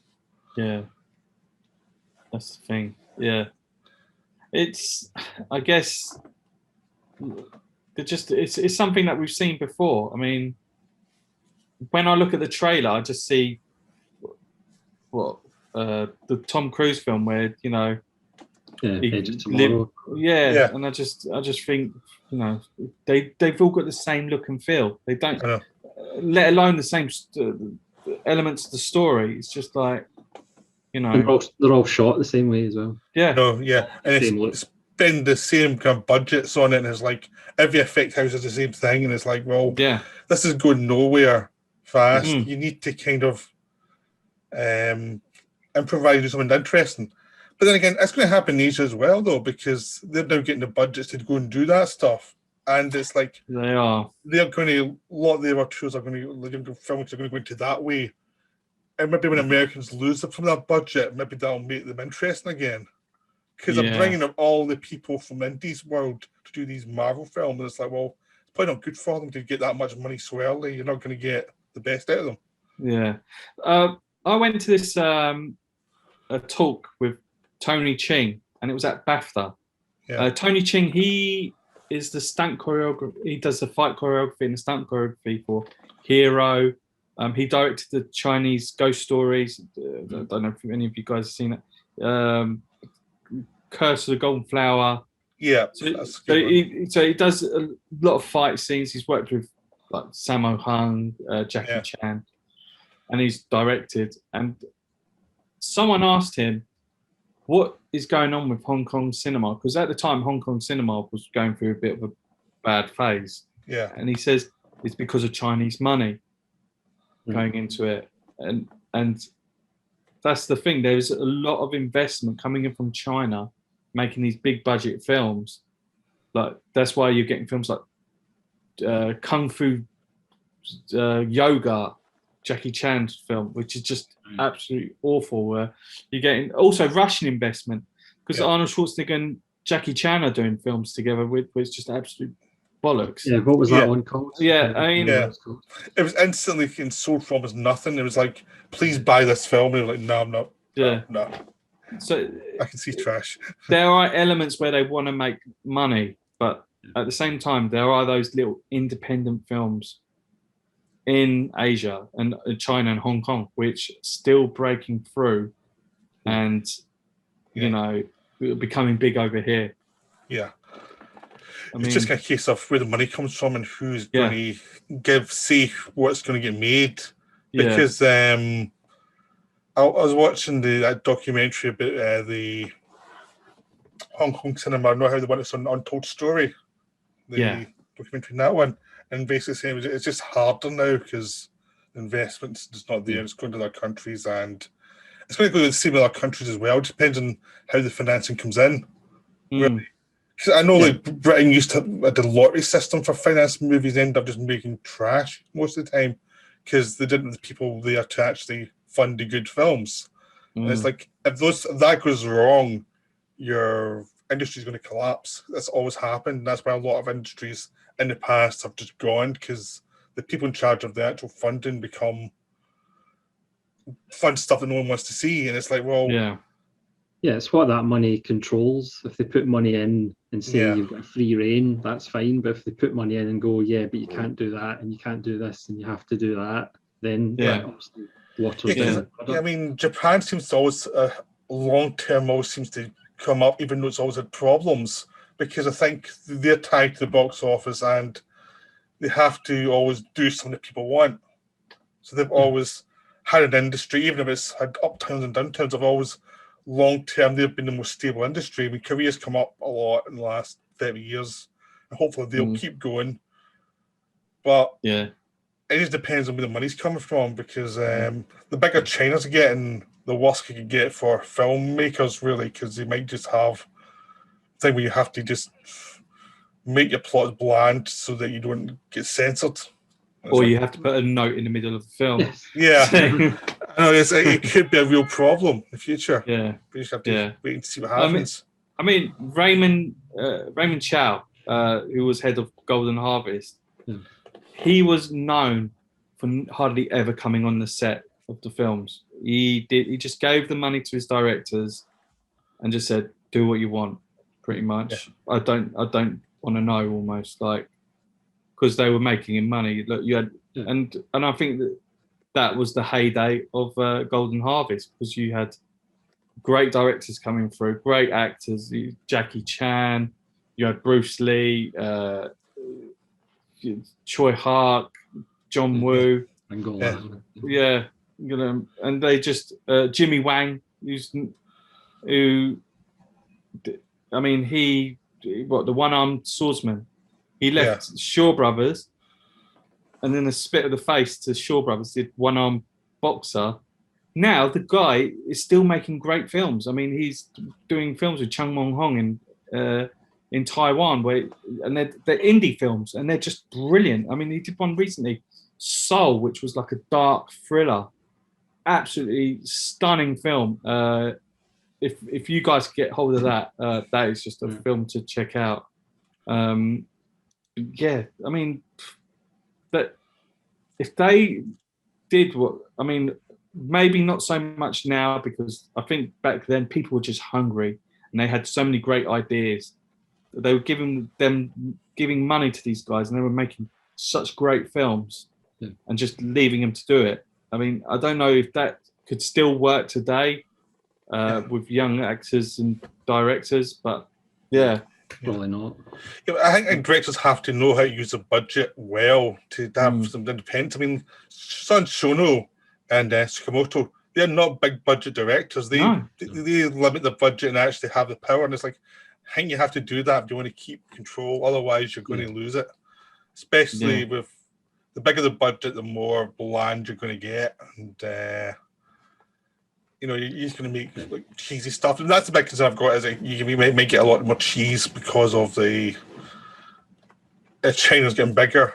But hopefully they'll find ways to keep it going, because, you know, we've already got one, but we don't need another one. One's bad enough. I mean, they've already destroyed the American film industry with that kind of attitude.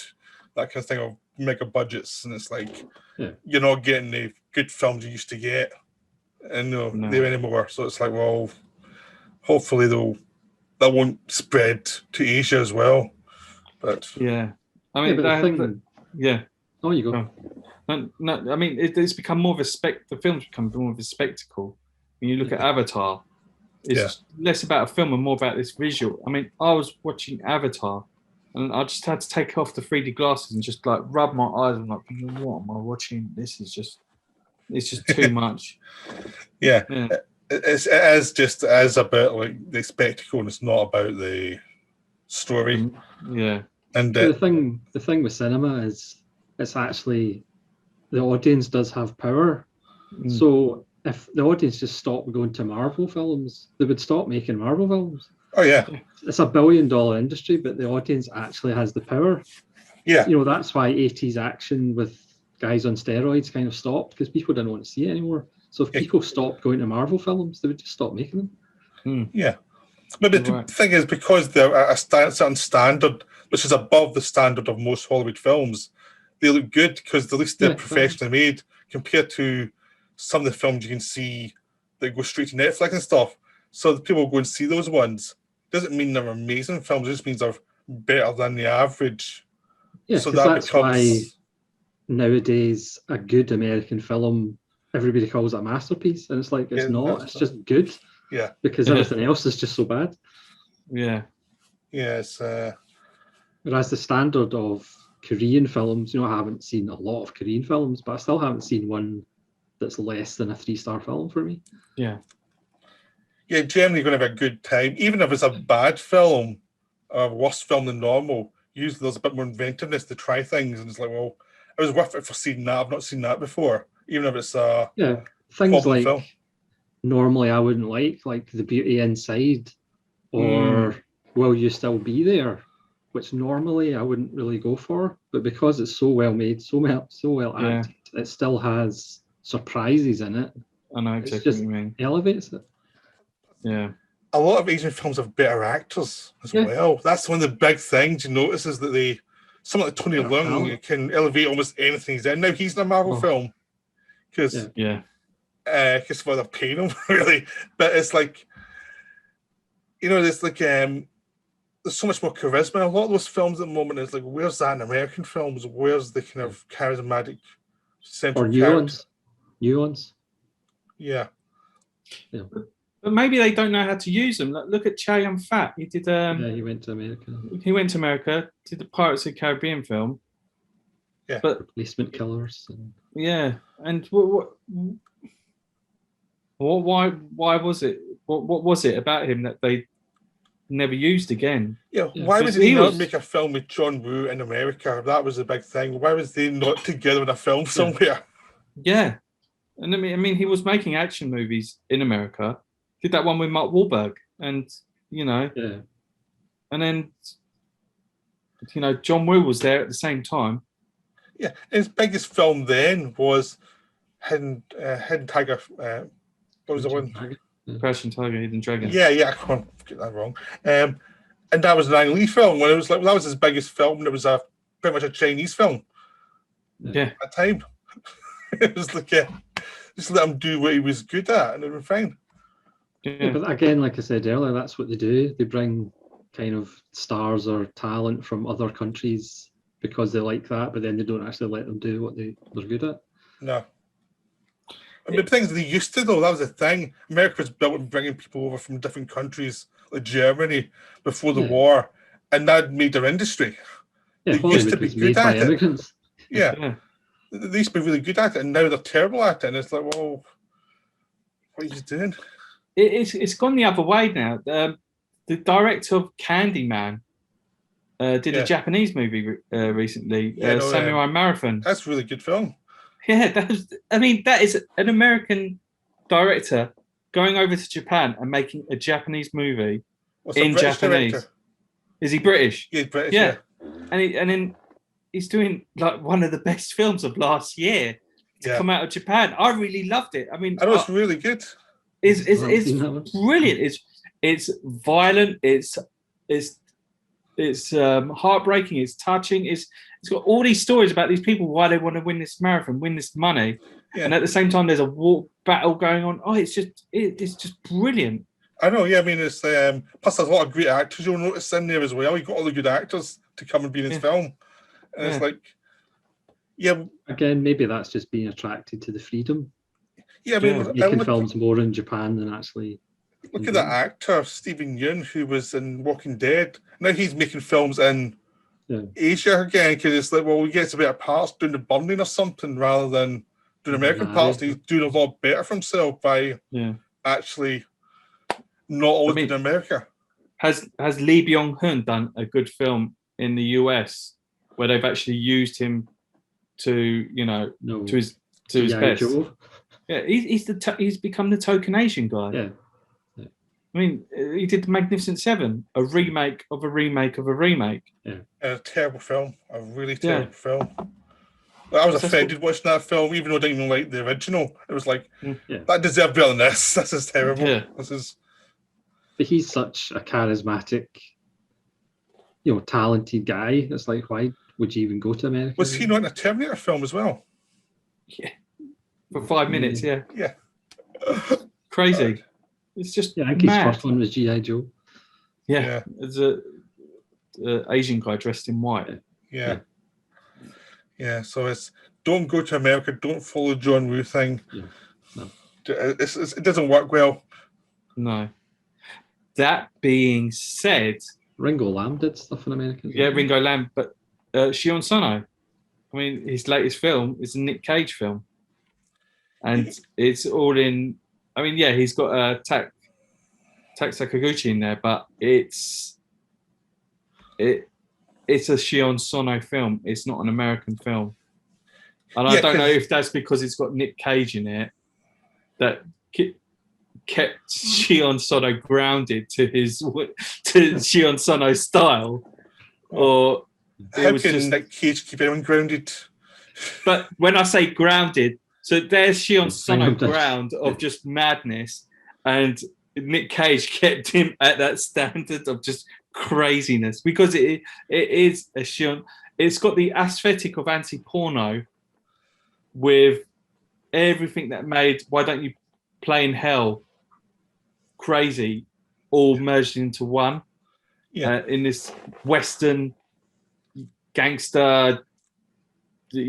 Almost like Mad Max style film, and it's just everything, all of those into one. Yeah, but isn't Nick Cage the one actor you should send to Asia to be in those kind of weird films? Because he's the kind of guy who would get them. He gets the dramatic thing. He's a perfect actor. I mean, more actors should do what he's doing. Go over there because he'd probably be better off. What I'd give to see him in a Miike film. It might happen. Fit. Yeah, I mean that's the thing is he's open to doing stuff like that, so why not get him? Yeah, and Miike would do an English-speaking film. Yeah. I mean, the thing about Miike, he doesn't write his films. He hasn't written. That's the thing. He doesn't write his films. I think he's only written 1 or 2. It doesn't. He say like he likes to have the script be like 70% right, and then he can add his own stuff to it, and that makes the film. That explains why some of the films go sideways and some don't. And look at Dead or Alive, which was a fairly bland script about Yakuza and triads, and he just ripped it up and just did his own thing. Yeah. Look at First Love, which could have been the most bland thing ever, and it was amazing. Yeah, because it was just taking a love story, an original love story. It could be the most boring thing. They added all these weird characters that were just so odd. The first shot of First Love sets the tone of that head that's just been decapitated, just rolling, and it just that sets the tone. I left the cinema with this massive grin on my face watching First Love, and I wanted to watch it straight after.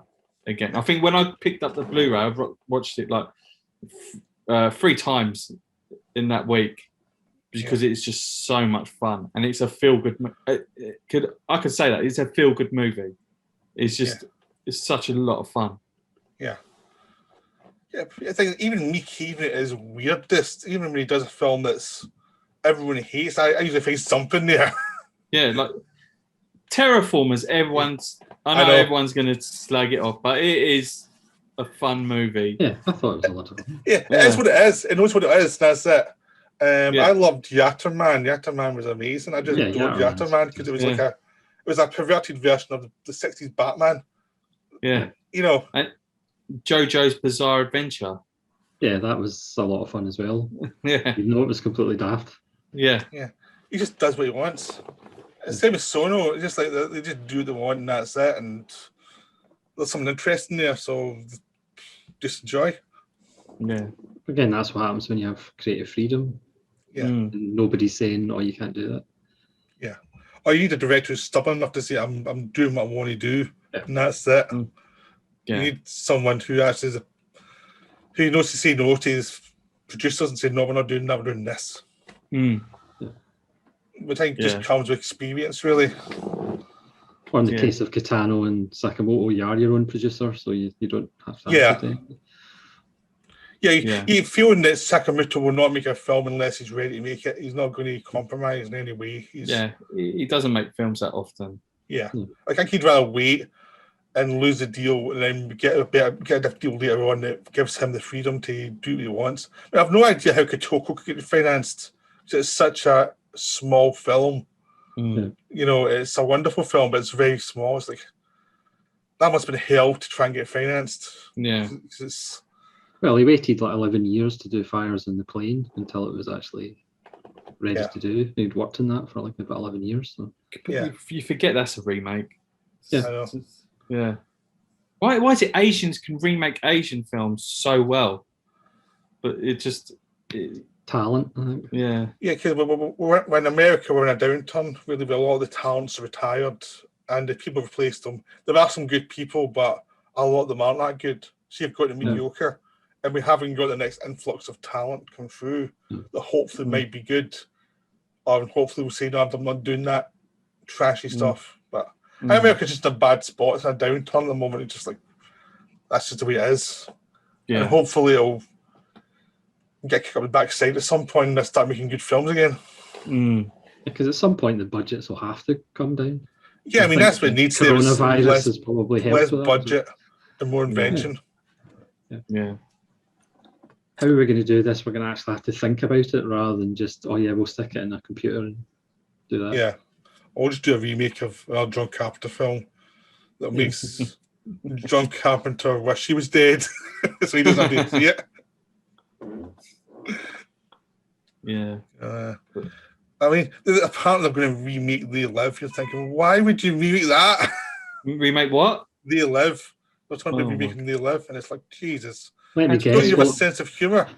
Will it be The Rock instead of Roddy Piper? Yeah, I know it's just. I hope that's died by now because it's just, I heard about 2 years. I mean, it was made as a bad film. I think he had the intention of not making a serious film, and just it had elements of it which are just like, bloody hell, that's really clever. Yeah, I mean that whole fight scene, which goes on for ages.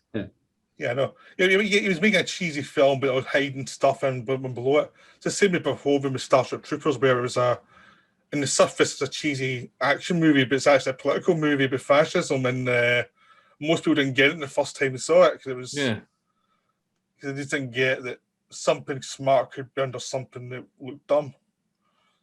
Which is who would you cast in it? I mean, who? I mean, I don't think The Rock could take Roddy Piper's role. Yeah, no, I don't know that's who what they probably would. Well, John Cena. They'd make it PG-13. It'd be a terrible film. That's it. I'm hoping it's really died off because you keep on hearing the John Carpenter remakes all the time. Especially since Halloween did well, the new one is like they're just bringing that up.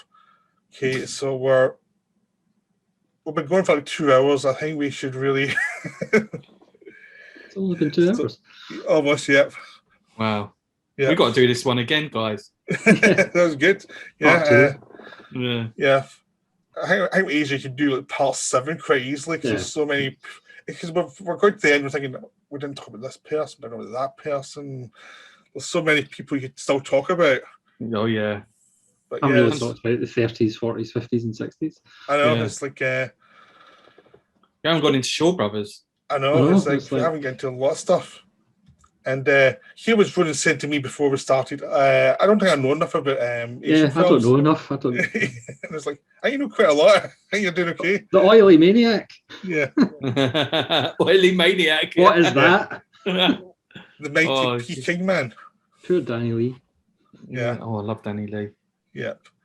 Oh, well, thanks a lot, Hus, for coming along and doing Yeah, this. Oh no, you. thank you so much for having me. It's a Pleasure. lot of fun, guys. Honestly, we've got to get you both onto our stream at some point and just let loose. Yep. Yeah, that was. I think we let loose on this. The main thing about Hus's stream is, when in doubt, just take the Mickey D on. It works every time. Okay. Trying to remember that. Yeah. So thanks a lot. We hope Thank you you so enjoyed much. this, and we're back soon for the podcast. Cheers. Take it easy.